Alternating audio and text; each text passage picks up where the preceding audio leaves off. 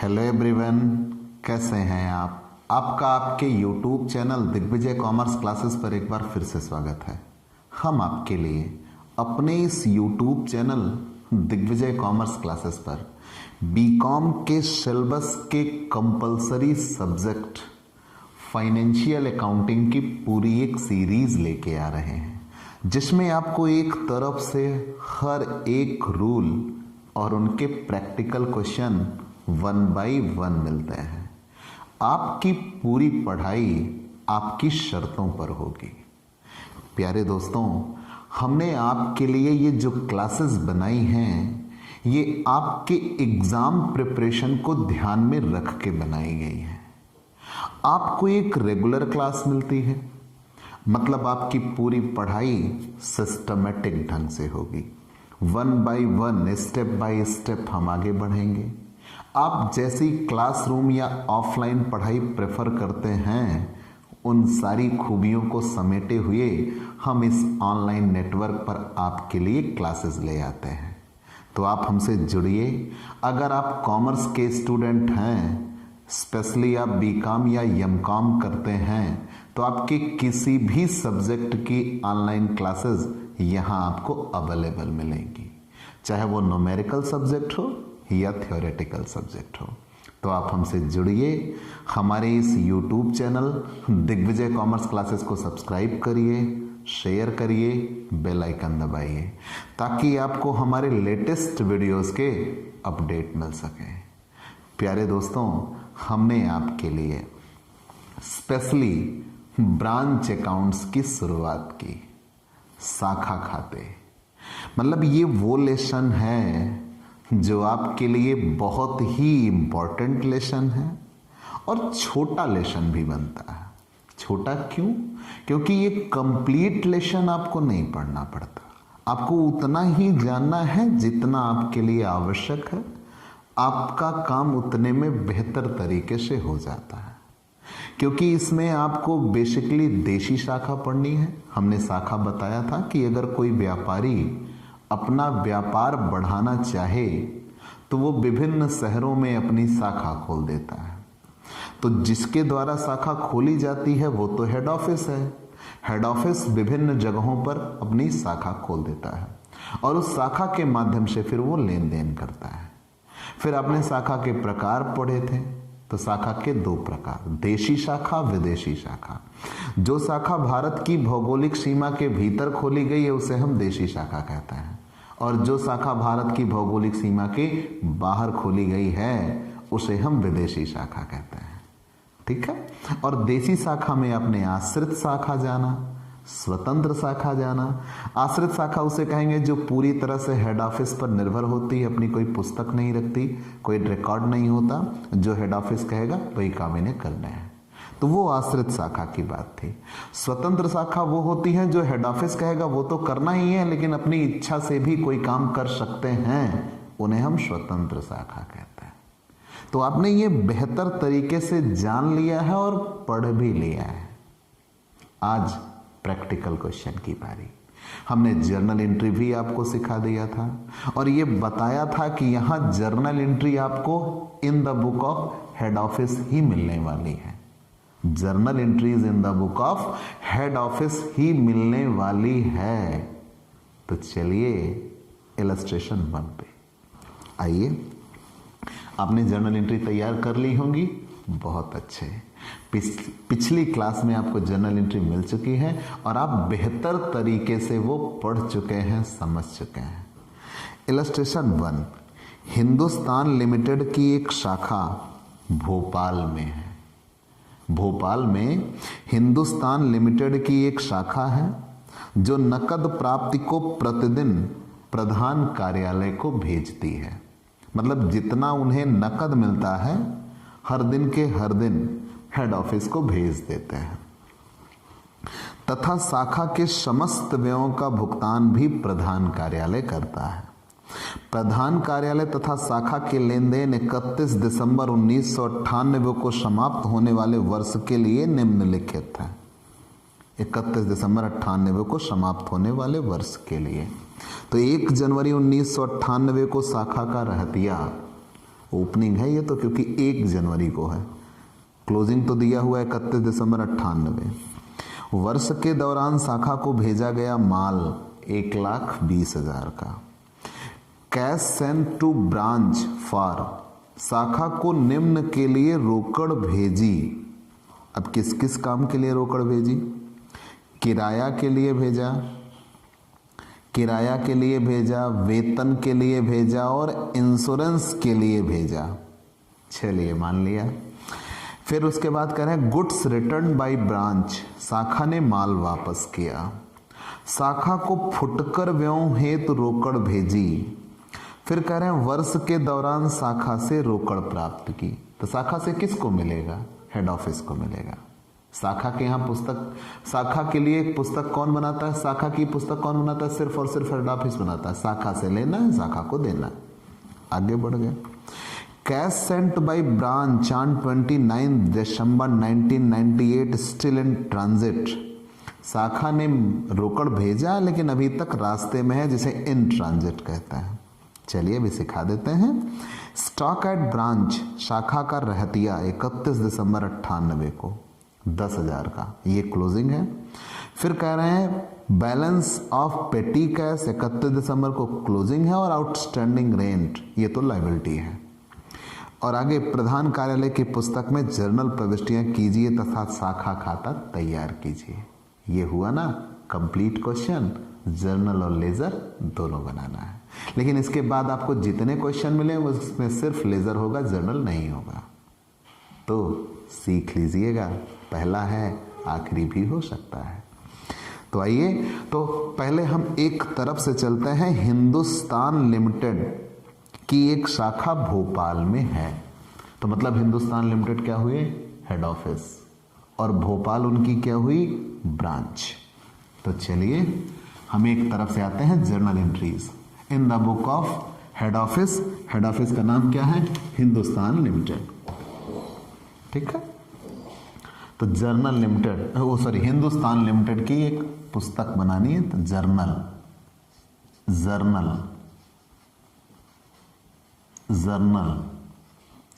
In the book of Hindustan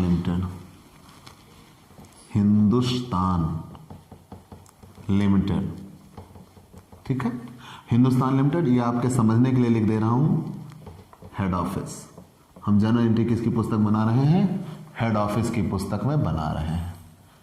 ठीक है, यहां तक तो कोई दिक्कत नहीं है। चलिए, journal entries in the book of Hindustan limited, या जिसे हम हेड ऑफिस भी कह रहे हैं। Journal entries in the book of Hindustan limited. चलिए, LF debit amount and credit amount. ठीक है, आइए अब हम एक तरफ से, ये रहा डेबिट अमाउंट और ये रहा क्रेडिट अमाउंट, LF और पार्टिकुलर। ठीक है, डेट दिया नहीं है, हालांकि हम यहाँ डेट का कॉलम बना देते हैं। यहाँ फाइनली ट्रांजैक्शन की डेट दी नहीं गई है, इसलिए ना भी बनाते तो कोई दिक्कत नहीं थी। ठीक है, आइए, तो हमने सबसे पहले ये जाना, एक हिंदुस्तान लिमिटेड है, उसने भोपाल में अपनी एक ब्रांच खोल दिया। तो मैंने आपसे उस दिन कहा था कि जब कोई व्यापारी अपना व्यापार बढ़ाना चाहे तो जगह जगह वो अपनी शाखा खोल देता है।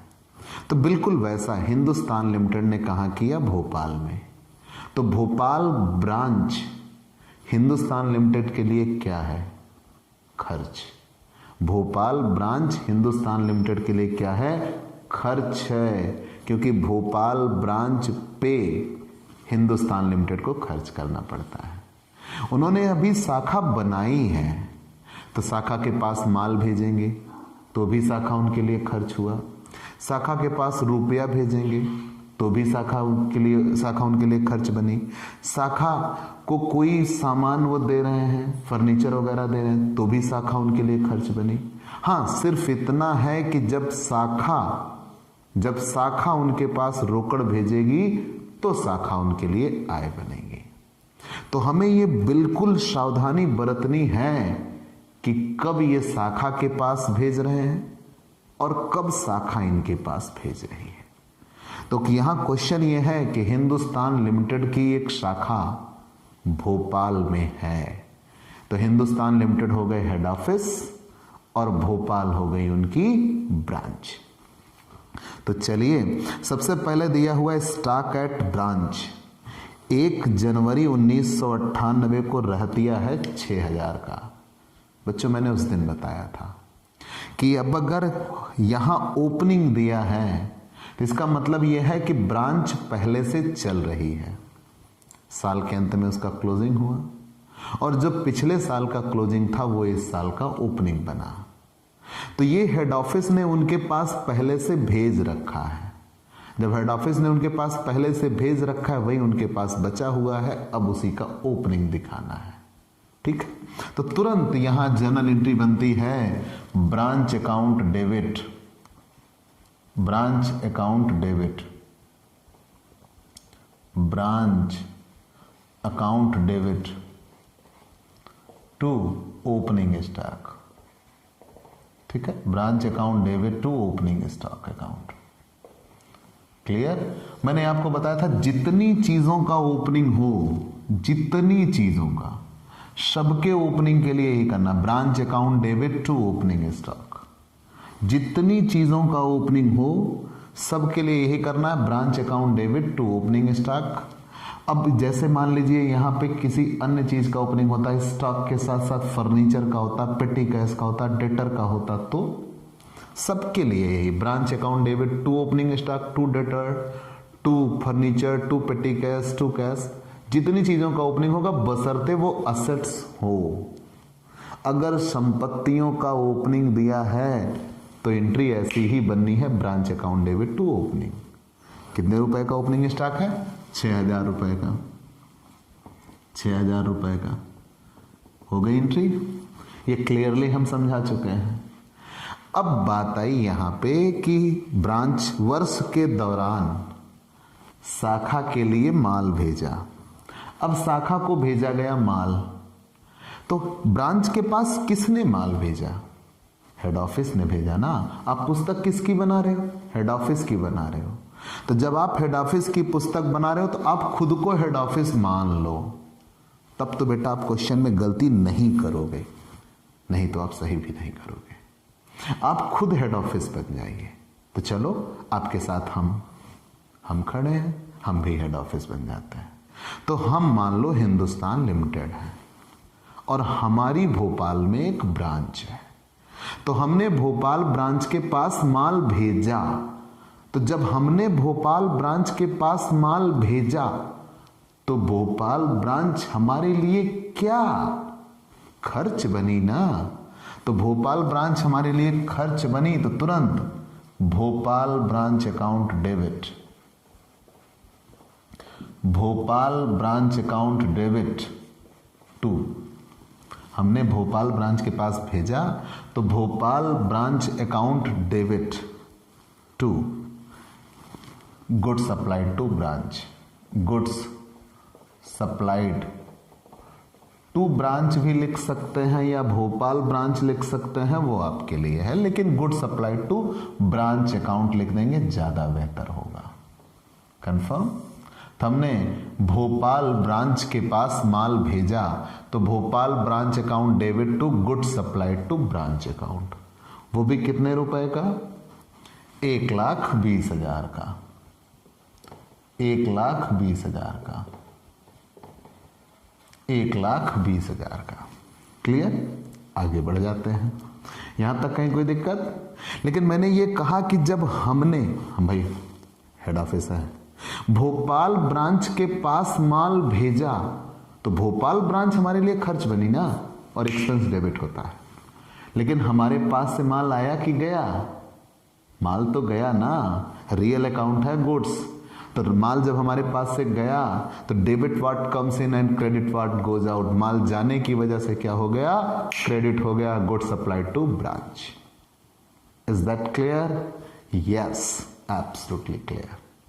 तो यहां तक कहीं कोई दिक्कत? 2 एंट्रियां। पहली एंट्री ओपनिंग दिया हुआ है किसी भी चीज की ओपनिंग हो तो opening branch account debit to opening, जिस चीज का ओपनिंग हो बशर्ते वो असेट्स का ओपनिंग हो। तो ब्रांच, क्योंकि ये ब्रांच हमारे लिए खर्च है, हमारी असेट्स है उनके पास थी, अब वो दिखा रहे हैं, तो branch account debit to opening stock. फिर हमने ब्रांच के पास माल भेज दिया, तो माल हमारे पास से निकला इसलिए वो क्रेडिट हुआ, और ब्रांच के लिए भेजा है तो अब आप कह देते हो ब्रांच के पास पहुंचा, तो यार माल हम एंट्री हम कर रहे हैं, हम देखेंगे ना हमारे पास आया कि हमारे पास से गया, तो हमारे पास से गया, यही बात खत्म हो गई। अब हमारे पास से गया तो मुद्दा ये बना ब्रांच हमारे लिए क्या बनी, तो ब्रांच हमारे लिए खर्च बनी, और एक्सपेंस डेबिट होता है और माल जाता है, रियल अकाउंट है तो क्रेडिट होता है। तो गुड्स सप्लाइड टू ब्रांच। फिर आगे बढ़ गए, कैश सेंड टू ब्रांच, शाखा के लिए रोकड़ भेजी। अब देखना बेटा, यहां कई कामों के लिए रोकड़ भेजा है। शाखा ने फोन लगाया, सर जी हमें पैसे चाहिए। कहा क्यों? कहा किराया देना है। अगले दिन फिर फोन लगाया, सर जी हमें पैसे चाहिए। क्यों? वेतन देना है। नेक्स्ट डे फिर फोन लगा रहे हैं, सर जी बीमा कराया है, पैसे चाहिए। हेड ऑफिस को इससे मतलब नहीं है ना तुमने कराया क्या है, हेड ऑफिस से मतलब यह है कि तुमको पैसा दिया है। समझ में आई बात? ब्रांच कर क्या रही है ये कोई मायने नहीं रखता, मायने ये रखता है कि आपकी पुस्तक किसकी है, हेड ऑफिस की है, हेड ऑफिस ने ब्रांच को रुपया दिया है, किस काम के लिए दिया है ये मायने नहीं रखता। तो ब्रांच जानेगा कि हमने किराया के लिए मांगा, कि हमने वेतन देने के लिए मांगा, कि हमने बीमा के लिए मांगा, ये ब्रांच का मैटर है, हेड ऑफिस का मैटर नहीं है। हेड ऑफिस ये कहेगा कि हमने तुमको रुपया दिया, तो किस काम के लिए दिया ये छोड़ दो। अब आप ये देखो, ब्रांच को किसने रुपया दिया? हेड ऑफिस ने दिया। अब एंट्री क्या बनेगी? भोपाल ब्रांच को रोकड़ भेजी। तो जब भोपाल ब्रांच को रोकड़ भेजी तो हमारे पास से पैसा आया या गया? हम भेजेंगे ना, तो हमारे पास से पैसा जाएगा। तो कैश तो रियल अकाउंट है, debit part comes in, credit part goes out. तो जब हमारे पास से रुपया जाएगा तो हम तो क्रेडिट करने जा रहे हैं। और फिर भोपाल ब्रांच के पास, तो भोपाल ब्रांच हमारे लिए क्या बनी? खर्च बनी। तो भोपाल ब्रांच के पास रोकड़ भेजी, तो भोपाल ब्रांच हमारे लिए क्या है? खर्च। तो Bhopal branch account debit to cash. अगर यही पेमेंट बैंक के माध्यम से होता तो हम यहां चेक से जब अगर दिया होता तो यहां हम बैंक लिखते। जब तक चेक नहीं लिखा है हम बैंक नहीं लिखें तो बेहतर होगा, बाकी कुछ लोग कर देते हैं वो अलग बात है। तो कितने रुपए भेजे? 1100 किराया के लिए दिया, 9000 सैलरी के लिए दिया और 300 इंश्योरेंस के लिए दिया। तीनों जोड़ देंगे 10,400 रुपए दिया, 10,400 दिया। ठीक। और एक बात, मैंने ये कहा कि हम यहाँ एंट्री बनाते हैं तो भोपाल ब्रांच को हम खर्च मान के डेबिट कर रहे हैं। कुछ लोग इसे पर्सनल अकाउंट जैसा ट्रीट करते हैं, तो कहते हैं हमने माल भेजा तो भोपाल ब्रांच के पास पहुंचा तो हम डेबिट कर देंगे। तो बाय डिफॉल्ट ये अगर आप पर्सनल जैसा इसको ट्रीट करते हो तो भी क्वेश्चन सॉल्व हो जाएगा, लेकिन बेटा वो वो अकाउंट्स में एरर आपकी बनी रहेगी। ब्रांच नॉमिनल अकाउंट है, वो आपके मन की बात है, लेकिन यार अगर कहीं पर्सनल मान के भी लगा रहे हो तो कोई फर्क नहीं पड़ता, एंट्री गलत नहीं होने वाली, लेकिन मैंने आपको रूल बताया। आगे बढ़ गए, goods return by branch, branch ने माल लौटाया। अब बताइए, हमने ब्रांच के पास भेजा था तो हम ये एंट्री बनाए बैठे थे कि हमारे पास से माल गया मतलब क्रेडिट हुआ और भोपाल ब्रांच हमारे लिए खर्च बनी। अब चीजें बदल गई, भोपाल ब्रांच ने हमारे पास भेजा तो हमारे पास तो भैया माल आया और डेबिट द रिसीवर। जब माल हमारे पास आया तो आने के लिए डेबिट, लेकिन अब उसे हम गुड्स रिसीव नहीं कह सकते क्योंकि वही माल लौटा जिसको हमने गुड्स सप्लाइड लिखा था। अगर यहां टीवी भेजा होता तो हम टीवी लिखते, स्टॉक भेजा तो हम स्टॉक लिखते हैं, यहां गुड सप्लाइड लिखा था ना, तो गुड सप्लाइड लिखा था जाते समय, तो लौटते समय भी गुड सप्लाइड ही लिखेंगे। बस ये होगा कि यहां क्रेडिट था, यहां क्या हो जाएगा, डेबिट। और अगर नाम बदल देते हैं तो दो अलग अलग खाते करने होंगे। तो जो गुड सप्लाइड टू ब्रांच हुआ था वही माल लौट आया, तो good supplied to branch, goods supplied to branch account debit to branch account. अब ब्रांच हमारे लिए यहां इनकम बन गई, क्योंकि उन्होंने माल हमें दिया, हमारा ही माल हमें लौटाया, तो क्या हुआ, लेकिन वो इनकम के जैसे बन रहे हैं। कितने रुपए का माल लौटाया, 3000 रुपए का। कितने रुपए का माल लौटाया, 3000 का। यहां तक कहीं कोई दिक्कत नहीं होनी चाहिए। आगे बढ़ जाते हैं।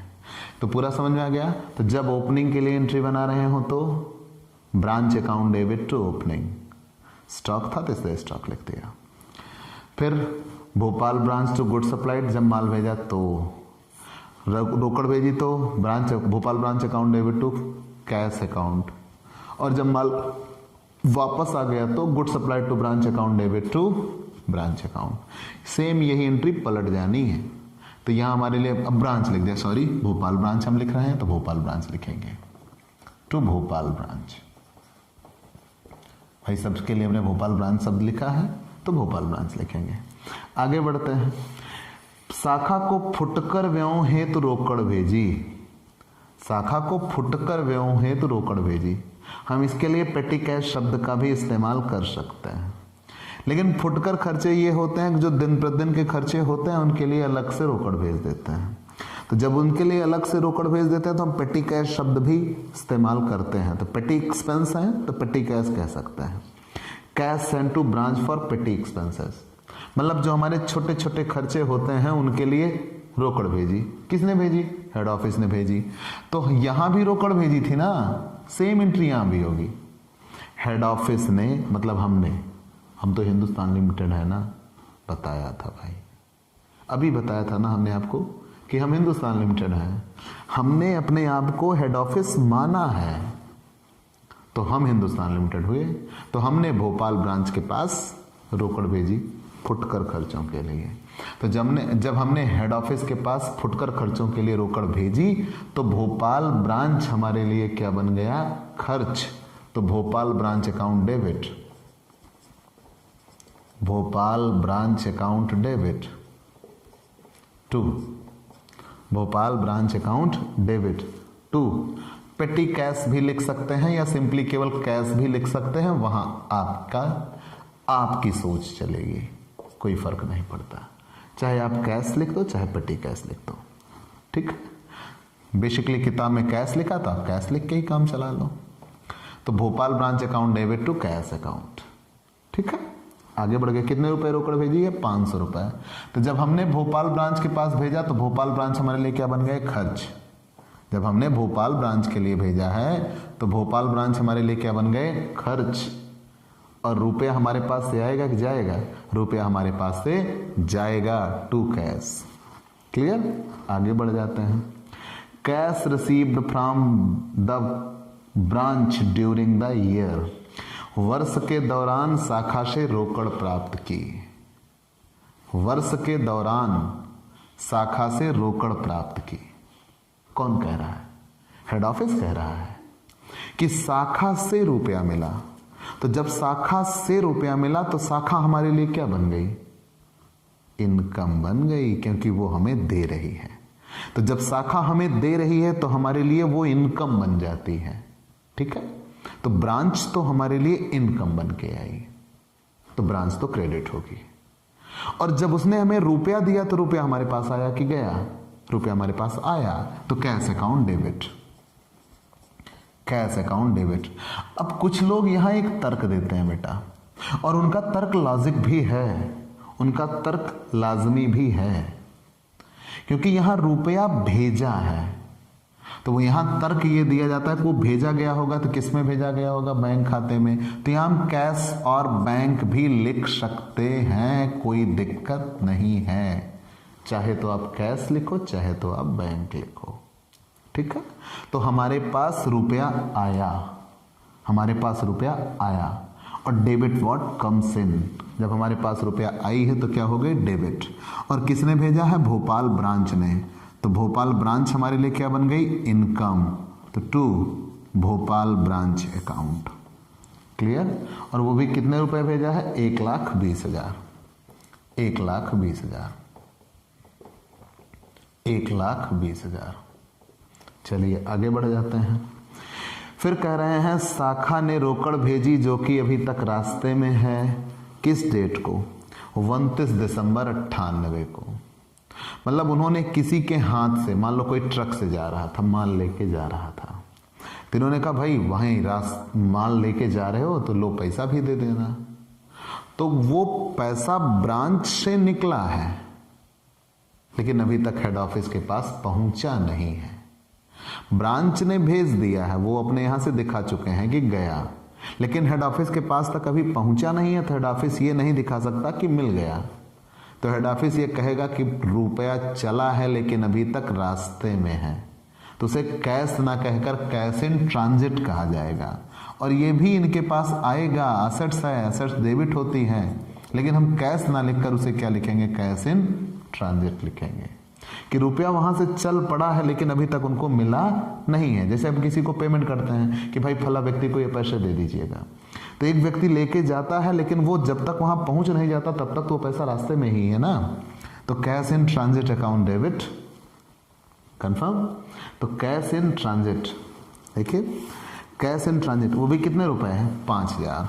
और ये रोकड़ भी किसने भेजी है, ब्रांच ने भेजी है, तो to branch account, to branch account, confirm, to branch account. तो cash in transit account debit to branch account. आगे बढ़ जाते हैं। फिर बेसिकली एक एक चीज देखते हैं। 5,000 रुपए की भेजी गई थी, तो 5,000 रुपए की मार्ग में रोकड़ थी, यहां तक कहीं कोई दिक्कत। Cash in transit head office के लिए क्या बना है, इनकम। वो कैश इन ट्रांजिट उसके लिए असर्ट्स है कि पैसा आएगा, ठीक है, आ रहा है, चल पड़ा है ब्रांच के पास से, अभी तक हेड ऑफिस के पास पहुंचा नहीं है, रास्ते में, ठीक है। आगे बढ़ गए। अब क्लोजिंग दिया हुआ है, और किस चीज का क्लोजिंग दिया हुआ है, स्टॉक का। तो जो एंट्री ओपनिंग के लिए थी उसी की उल्टा, उसी का अपोजिट क्लोजिंग के लिए एंट्री बनाते हैं। तो ओपनिंग के लिए था branch account debit to opening, तो क्लोजिंग के लिए होगा closing account debit to branch. तो चलिए क्लोजिंग स्टॉक। अच्छा कैसे जाने की ओपनिंग है, कैसे जाने की क्लोजिंग है, 1 जनवरी को दिया था तो ओपनिंग है, 31 दिसंबर को दिया है तो क्लोजिंग है, साल के शुरुआत में और साल के अंत में। तो closing stock, closing stock account debit. Closing stock कितने रुपए का है, 10,000 का। और किस चीज का, फिर उसके बाद कह रहे हैं आउटस्टैंडिंग रेंट है, ये तो लायबिलिटी है, इसे हम अलग से दिखाएंगे। बैलेंस ऑफ पेटी कैश, पेटी कैश का क्लोजिंग है, तो पेटी कैश अकाउंट डेबिट, पेटी कैश अकाउंट डेबिट, वो भी कितने रुपए, 100 रुपए। तो दोनों मिला के कितने रुपए क्लोजिंग हो गया, 10,100। तो to branch account, Bhopal branch. भाई देखिए फिर मिस्टेक हो गई ना, यहाँ ब्रांच केवल लिख दिया, यहाँ भोपाल ब्रांच हम लिखेंगे, ज़्यादा बेहतर लगेगा। टू भोपाल ब्रांच, क्योंकि हर जगह हमने भोपाल ब्रांच लिखा है, तो यहाँ भी हमें क्या लिखना चाहिए, Bhopal branch, to Bhopal branch. केवल हम ब्रांच भी लिखेंगे तो कोई गलत नहीं है, लेकिन फिर शुरुआत से आप वही करते आइएगा। 10,100, 10,100। आगे बढ़ जाते हैं। अब केवल एक एंट्री दिया है आउटस्टैंडिंग रेंट। तो आउटस्टैंडिंग रेंट मतलब इन्हें किराया देना था, दे नहीं पाए हैं, तो मतलब ये इनकी लायबिलिटी है। जो खर्चे हमें करने थे लेकिन अभी तक हमने किया नहीं है, तो वो हमारे लिए क्या बन जाएगा, लायबिलिटी। और जब लायबिलिटी है तो उसके लिए एंट्री बनेगी भोपाल ब्रांच अकाउंट डेबिट, क्योंकि वो भोपाल ब्रांच तो हमारे लिए खर्च बन रही है, तो Bhopal branch account debit, Bhopal branch account debit to outstanding rent, outstanding rent. और मैंने बताया था जब ब्रांच की लायबिलिटी हो तो उसके लिए ही एंट्री बनाते हैं। तो Bhopal branch account debit to outstanding rent, और वो भी कितने रुपए है, 50 रुपए। चलिए यहां तक तो हमने बना दिया। अब लेकिन बारी आई आपको क्वेश्चन में प्रॉफिट निकालने की, और जर्नल से प्रॉफिट नहीं निकल सकता तब तक जब तक हम लेजर ना बना लें। तो यही जर्नल हमें छोड़ना होगा। बेटा ध्यान देना, मैं ये नहीं कह रहा हूं यही जर्नल हमें बंद करना होगा, मैं यहां कह रहा हूं यही हमें जर्नल छोड़ना होगा। अभी छोड़ के जा रहे हैं, फिर लौटेंगे। मतलब अभी इसमें आगे कुछ और एंट्रियां होनी बाकी हैं। एक एंट्री प्रॉफिट की होगी और एक एंट्री जब हम गुड सप्लाइड किए थे उसको क्लोज करेंगे, उसकी एंट्री होगी। मतलब कितनी एंट्री भी होनी बाकी है? 2 एंट्री। लेकिन ये हमें प्रॉफिट हुआ है कि लॉस हुआ है ये हमें पता कब लगेगा? जब हम ब्रांच अकाउंट बनाएंगे तब। तो इसलिए जर्नल छोड़ के अब हमें क्या बनाना होगा? Branch account. और थोड़ी सी जगह छोड़ देंगे, कम से कम 2 या 3 एंट्री बनाने की हम जगह छोड़ दिया करते हैं। तो अब हम बनाएंगे Bhopal branch account. Bhopal branch account, Bhopal branch account. और वैसे भी क्वेश्चन में भोपाल ब्रांच अकाउंट बनाने को बोला भी है। ना भी बोला होता तो हमारी मजबूरी पड़ गई, हमें बनाना ही पड़ेगा भोपाल ब्रांच अकाउंट। लेकिन अब एक बात और याद रखिएगा, अब जर्नल तो आपने यहां बना लिया है, जर्नल तो यहां आपने बना लिया है, तो क्या हम जर्नल से अकाउंट बनाना प्रेफर करें? भाई हम जर्नल से भी अकाउंट बना सकते हैं। तो लेकिन बेटा यहां इस क्वेश्चन में तो जर्नल और लेजर दोनों कहा था, तो आपने जर्नल से बनाया। लेकिन हम आपको ये कहते हैं कि आप ऐसे क्वेश्चन में या ब्रांच के किसी भी क्वेश्चन में आप जर्नल से लेजर बनाने की ओर मत देखिए, क्योंकि आगे चल के आपको क्वेश्चन में डायरेक्ट लेजर बनाना होगा, तो बिना जर्नल के फिर आप डायरेक्ट लेजर नहीं बना पाएंगे और वहां आपको दिक्कत होगी। तो मैं आपको डायरेक्ट लेजर बनाना सिखाता हूं। तो जब भी आपको ब्रांच अकाउंट बनाना पड़े, मेरी बात मानना, मैं आपको एक टेक्निक के सहारे से बताना चाहता हूं। तो जब भी आपको ब्रांच अकाउंट बनाना पड़े, अब मैं वो लेजर नहीं बना रहा किससे मैं उल्टा डेबिट को डेबिट करेंगे, क्रेडिट को क्रेडिट करेंगे, डेबिट को 2 से लिखेंगे, क्रेडिट को बाई से लिखेंगे, पार्टिकुलर अपोजिट होगा, वो सब तुम जानते हो यार, 11th से पढ़े हो। अंत में बन के वही चीज तैयार हो जानी है। मैं एकदम आपको चिड़िया के पंख गिना रहा हूं, ठीक है, कि डायरेक्ट अगर आपको लेजर बनाना पड़े तो कैसे कैसे, ठीक है। आइए देखते हैं। तो जब भी आपको लेजर बनाना हो डायरेक्ट, इधर आप 2 ओपनिंग लिखा करिएगा। लेकिन ओपनिंग शब्द ना लिखें, ज्यादा बेहतर है बैलेंस हम लिखते हैं। ओपनिंग ना लिख के हमें क्या लिखना चाहिए? बैलेंस लिखना चाहिए। लेकिन जब तक आप अभ्यस्त नहीं हुए हो तब तक आप ओपनिंग भी लिख सकते हो। 2 ओपनिंग स्टॉक, स्टॉक का ओपनिंग था। अगर कई चीजों का ओपनिंग होता तो हम ओपनिंग यहां हेडिंग डालते हैं और जितनी चीजें ओपनिंग थी सब यहां दिखा देते हैं। लेकिन इस क्वेश्चन में केवल एक चीज का ओपनिंग, अब ये दिमाग में बिठा लो। अब हम इसको देखेंगे ही नहीं जर्नल हमने क्या किया। तो कितने रुपए का ओपनिंग था? 6000 का। हमने ओपनिंग दिखा दिया और क्लोजिंग हम इधर दिखाते हैं, बाई क्लोजिंग, ठीक है। थोड़ा स्पेस हमने छोड़ दिया, बाई क्लोजिंग। तो जिस चीज का वो क्लोजिंग होगा, क्लोजिंग बैलेंस यहां लिख सकते हैं, क्लोजिंग बैलेंस। अब किस किस चीज का क्लोजिंग था? स्टॉक का। स्टॉक का क्लोजिंग कितने रुपए दिया था? 10,000। और पेटी कैश का क्लोजिंग दिया हुआ था कितने रुपए? 100। दोनों मिला के क्लोजिंग कितना हुआ था? 10,100। कंफर्म? यहां तक कहीं कोई दिक्कत? हमने ओपनिंग दिखा दिया और क्लोजिंग दिखा दिया। तो जिस चीज का ओपनिंग दिया होगा, हम ओपनिंग को क्या करते हैं? डेबिट साइड में ले जाते हैं। क्लोजिंग को हम क्या करते हैं? क्रेडिट साइड में दिखा देते हैं, ठीक है। आसानी से बन जाएगा। चलिए यहां देखिए, ब्रांच डेबिट था ना, डेबिट हमने किया। ब्रांच के अपोजिट में क्या था? ओपनिंग, ओपनिंग लिख दिया। यहां क्या था? ब्रांच क्लोजिंग था ना, हमने क्लोजिंग कर दिया, क्रेडिट कर दिया। और अब उल्टे में क्या था? वो क्लोजिंग और पेटी कैश, क्लोजिंग स्टॉक और पेटी कैश। स्टॉक केवल लिखते हैं तो क्लोजिंग ही माना जाता है, ठीक है। आगे बढ़ जाते हैं। तो ओपनिंग और क्लोजिंग कहीं भी यार किसी भी क्वेश्चन में ब्रांच अकाउंट के दिखाना पड़ा तो यही, ओपनिंग डेबिट साइड में, क्लोजिंग क्रेडिट साइड में, बशर्ते वो संपत्तियों का ओपनिंग और संपत्तियों का क्लोजिंग हो। अगर दायित्वों का हुआ तो पलट जाएगा, उस दायित्वों का ओपनिंग इधर जाएगा, क्लोजिंग इधर आएगा। लेकिन वो केवल एक क्वेश्चन में मिला है, केवल संपत्ति ही मिलेगी, ओपनिंग क्लोजिंग। अब ब्रांच के पास हेड ऑफिस जो कुछ भी भेजे, अब मेरी बात सुनो, माल भेजे तो माल, रुपया भेजे तो रुपया। ब्रांच के पास हेड ऑफिस जो कुछ भी भेजे वो सब डेबिट करते जाओ, डेबिट करते जाओ, और ब्रांच हेड ऑफिस के पास जो भेजे वो क्रेडिट करते जाओ, या यहीं घटा लो।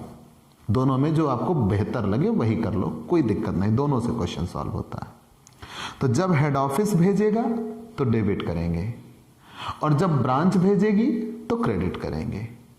तो चलिए, तो सबसे पहले ब्रांच के पास हेड ऑफिस ने माल भेजा था, तो टू गुड सप्लाइड।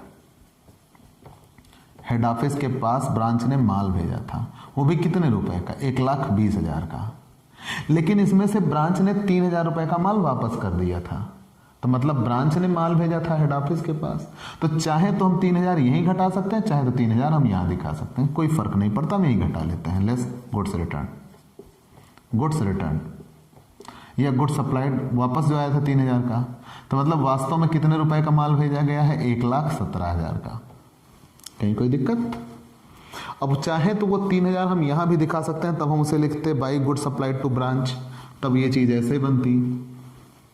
फिर ये चीज यहां 1,20,000 हमें पूरा दिखाना होता, 1,20,000, और तब फिर हमें इसे यहां दिखाना होता by good supplied to branch, by good supplied to branch. ठीक है, कितने रुपए? 3,000, और यहां हम लिखते हैं to good supplied to branch, 1,20,000 है। कंफर्म? तो मैंने ये कहा है जो हेड ऑफिस भेजे उसे डेबिट करते हैं, और जो ब्रांच भेजे उसे क्रेडिट करते हैं।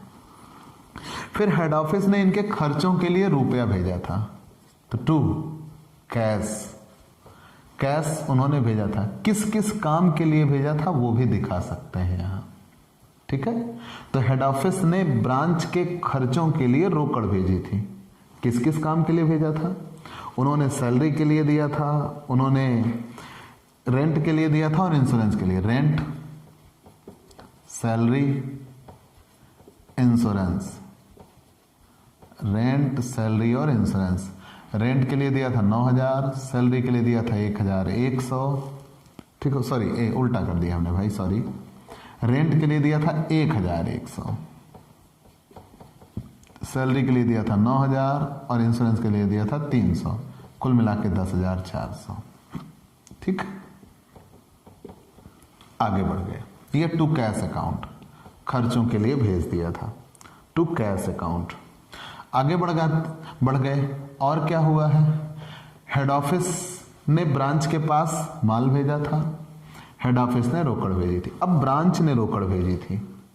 ब्रांच ने कितने रुपए भेजे थे? 1,20,000 रुपए ब्रांच ने भेजे थे। तो बाई कैश रेमाइटेंसेस बोलते हैं उसे, रेमाइटेंसेस, शाखा के द्वारा भेजी गई रोकड़। तो शाखा ने रोकड़ भेजी थी, वो भी कितने रुपए? 1,20,000। किसके पास? हेड ऑफिस के पास। और 5,000 रुपए का भेजा था जो कि रास्ते में था। अब बताइए, 5,000 का भेजा था जो कि पहुंचा नहीं था, रास्ते में था। तो जो रास्ते में था वो भी तो यहां दिखाएंगे by cash in transit, by cash in transit. भेजा है लेकिन अभी तक रास्ते में है 5,000। और इन्होंने फुटकर खर्चों के लिए भेजा था, तो to cash for petty expense, for petty expense, केवल पेटी एक्सपेंस लिख दे रहे हैं आपके समझने के लिए। फुटकर खर्चों के लिए रोकड़ भेजी थी, वो भी कितने रुपए? 500। ठीक है, फुटकर खर्चों के लिए रोकड़ भेजी थी। किसने भेजी थी? हेड ऑफिस ने भेजी थी 500 रुपए। और कहीं कोई खर्च के लिए भेजा था क्या? नहीं, केवल एक चीज था, आउटस्टैंडिंग रेंट, और वो भी लायबिलिटी है, उन्हें देना है, दिया नहीं है लेकिन देंगे। आउटस्टैंडिंग रेंट कितने रुपए? 50 रुपए। क्लियर? पूरी चीजें हो गई। ओपनिंग दिखा दिया, गुड सप्लाइड दिखा दिया, कैश दिखा दिया, गुड सप्लाइड टू ब्रांच जो वापस आया वो दिखा दिया, 500 पेटी कैश के लिए दिखा दिया, कैश जो भेजा था वो भी दिखा दिया, और ट्रांजिट दिखा दिया, ये भी दिखा दिया और ये भी दिखा दिया। ब्रांच अकाउंट बन के तैयार। तो मैंने ब्रांच अकाउंट बनाने के लिए रूल क्या बताया? ओपनिंग डेबिट में, क्लोजिंग क्रेडिट में। जो हेड ऑफिस भेजे उसे डेबिट कर दो, जो ब्रांच भेजे क्रेडिट कर दो, और अंत में लायबिलिटीज क्रेडिट कर दो। जोड़ लगाइए तो भाई 1,20,000 और 3,000 1,23,000 1,28,000 1,38,100। नहीं, फिर से लगा लेते हैं भाई। अब ओ ठीक है, कहीं और कोई दिक्कत? एक चीज था, बैलेंस ऑफ पेटी कैश। मैंने एक चीज, ये पेटी कैश का बैलेंस कितने रुपए दिया है? आउटस्टैंडिंग रेंट 100 रुपए थी, पेटी कैश का बैलेंस 50 रुपए है। पेटी कैश का बैलेंस कितने रुपए? 50 रुपए है। भाई थोड़ा सा मिस्टेक हुआ है, यहां भी थोड़ी सी मिस्टेक हुई है, और ये उल्टा कर दिया हमने। उल्टा ये कर दिया कि आउटस्टैंडिंग रेंट है 100 रुपए। भाई अमाउंट चूंकि डिजिट देखने में उल्टा हो गया, तो आउटस्टैंडिंग रेंट 100 रुपए था, आउटस्टैंडिंग रेंट 100, और पेटी कैश कितने रुपए है? 50। तो ये हो जाएगा 50, 10,050, ठीक है। और यहां कितने रुपए हो जाएगा? 10,050। चलिए कोई दिक्कत नहीं। आउटस्टैंडिंग रेंट कितने रुपए हो जाएगा? 100 रुपए। आउटस्टैंडिंग रेंट था 100 रुपए, पेटी कैश कितने रुपए था? 50 रुपए। तो पेटी कैश 10,050। चलिए जोड़ लगा लेते हैं भाई। ना समझ में आ गया? वो थोड़ा अमाउंट उलट दिया था हमने देखने में। 3,000, 1,20,000, 5,000 और फिर 10,050, 1,38,050, 1,38,050, 1,38,050, ठीक है, 1,38,050। और 2 general profit and loss, general profit and loss account. Confirm? तो घटा दीजिए जितना कम हो। 6,000, 1,20,000, 10,400, 500, 100, तो 1,38,050, मतलब 1,050। तो कितने रुपए प्रॉफिट आया? 1,050 रुपए का प्रॉफिट आया। अब यहां हम एंट्री करेंगे प्रॉफिट के लिए। तो जब 1,050 रुपए प्रॉफिट आया, तो 1,050 रुपए हम प्रॉफिट के लिए एंट्री दिखाएंगे। तो जब प्रॉफिट होगा तो जनरल एंट्री बनेगी Bhopal branch account debit, Bhopal branch पे फायदा हुआ है, to general profit and loss account, general profit and loss account 1,050, 1,050। और अभी भी एक एंट्री और करनी है। वर्ष के अंत में आपने जो गुड सप्लाइड हुआ था आप उसका खाता क्लोज करते हो। जो गुड सप्लाइड हुआ था आप उसका खाता क्लोज करते हो। तो गुड सप्लाइड हुआ था कितने रुपए का? 1,20,000 का। उस पे से रिटर्न कितने का आ गया था? 3,000 का। तो गुड सप्लाइड यहाँ क्रेडिट था 1,20,000 और 3,000 यहाँ डेबिट हो गया था, मतलब बचा कितने का? 1,17,000 का। तो good supplied to branch, goods supplied to branch account debit, ठीक है, और to trading account, trading account 1,17,000, 1,17,000। और अंत में आप आके जर्नल का जोड़ लगा देंगे। तो प्यारे दोस्तों, आपको ये पहली क्लास कैसी लगी हमें ज़रूर बताइएगा। आपके लाइक और कमेंट का इंतज़ार रहेगा। हम चाहें तो अगला क्वेश्चन भी बताएं, लेकिन चूंकि वो अगले रूल पर है, नए रूल पर है, तो इसलिए आज यहीं रोकते हैं। तो आप फिर से क्वेश्चन लगाने का प्रयास करिएगा। ये इलस्ट्रेशन 1 था, आप क्वेश्चन 1 लगाइएगा, ज़रूर लग जाएगा। तो आपको ये क्लास कैसी लगी हमें ज़रूर बताइएगा। और आप वो कर कैसे सकते हैं? आप अपना रिस्पॉन्स हमें बताइए। और आप बताएंगे कैसे तो आप जानते हैं। आप हमारे व्हाट्सएप नंबर पर व्हाट्सएप करिए, मैसेज करिए, आपका जवाब हमें मिल जाएगा। और अगर आप हमसे पेड क्लास लेना चाहते हैं तो पेड क्लास की डिटेल भी आपको इस व्हाट्सएप नंबर पर मिलेगी। आप हमसे पेड क्लास ले सकते हैं, जिसमें आप एक थोड़े से शुल्क का भुगतान करके हमसे एक रेगुलर क्लास पाते हैं। PDF मिलेगा, डाउट सेशन रखा जाएगा, क्वेश्चन पेपर सॉल्व कराए जाएंगे। तो ये सब कुछ पाने के लिए आप हमसे पेड क्लास लीजिए।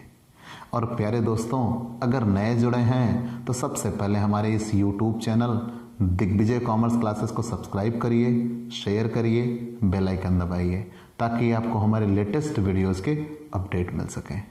तो आज की क्लास में इतना ही। चलते हैं दोस्तों, बाय बाय दोस्तों। कल नए नियम के साथ फिर मुलाकात होगी।